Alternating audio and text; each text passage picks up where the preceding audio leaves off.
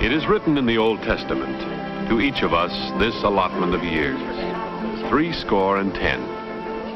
Yet, here in my parish, strikes me that the ones who are hurt most by the carelessness that causes accidents are the ones who weren't even there.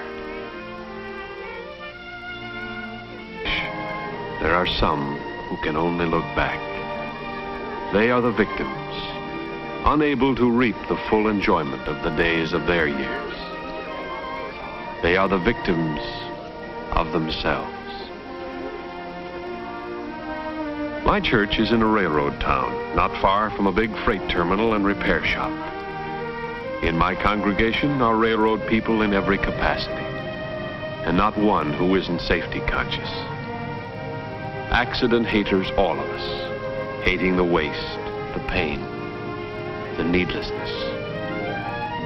Yet, try as we may, do what we will, there comes a time.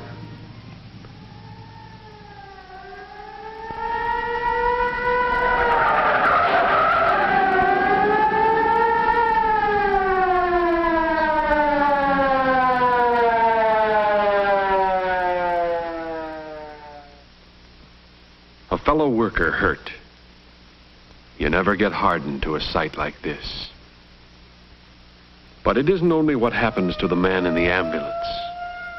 There's another story behind most accidents. The story of what happens to the others. You might say I've got sort of an inside track when it comes to knowing the inside story behind an accident. And it strikes me that the ones who are hurt most by the carelessness that causes accidents are the ones who weren't even there.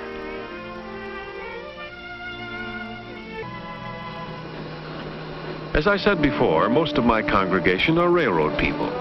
I know the road does everything in its power to prevent accidents, to see that equipment and working procedures in the shops are as safe as it's possible to make them. There's to keep the men aware of the life and death importance of observing safety rules. Yet, still they come, the ones who forget, even for the barest fraction of a second, that with safety, there are no second chances. Not all trips to the hospital, though, are necessarily disastrous. For example, there was the trip Charlie O'Neill made with his wife. That was about the happiest trip Charlie ever took. He and Sue had been looking forward to it for years, waiting, hoping. Finally, it happened. There'd be a new little O'Neill along any minute now. Charlie was so happy he forgot everything else. Well, almost everything.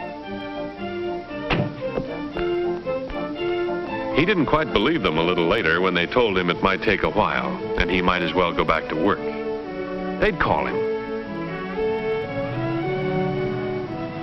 On the way to the shop, he remembered something.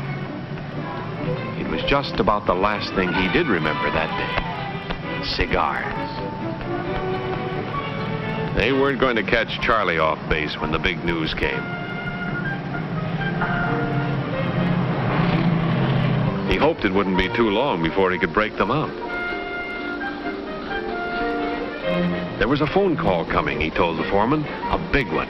Please get it to him fast when it came. Charlie did remember one more thing that day. To take proper care getting Bill's attention. Gentle pressure on the shoulder so as not to startle him.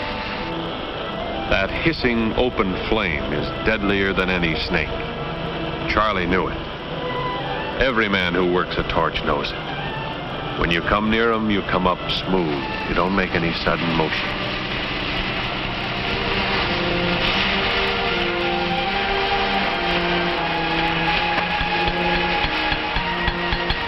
This was it. Phone call for Charlie.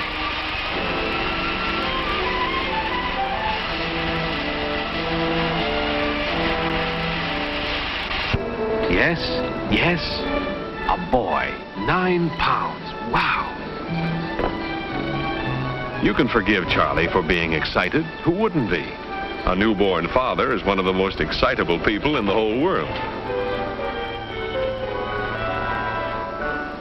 You can forgive Charlie for passing out cigars during work hours, even though he knew he should have waited till lunch. You can even forgive Charlie for what happened next, for that one instant of final, fatal forgetting.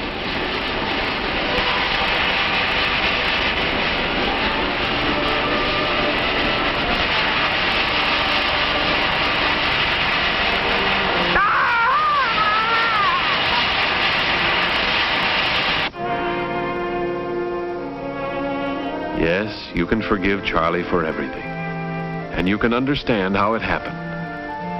But one thing you cannot do. You cannot change it. It is done.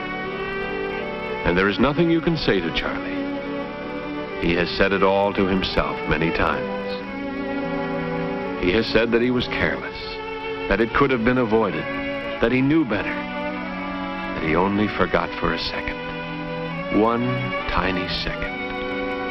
And in every case, Charlie is right. But still, the thing is done.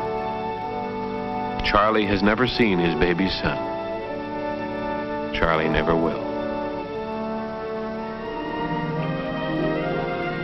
It is written in the Old Testament, to each of us this allotment of years, 70. When you add that up literally, it says that the days of our years number 25,567. A trivial accident might take away 1 or 2 of those days. A serious one might take away 100 or 1,000. Or suddenly, there might be no days left at all.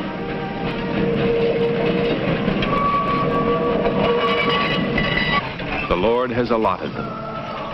Let not man by his thoughtlessness diminish the blessings of the Lord.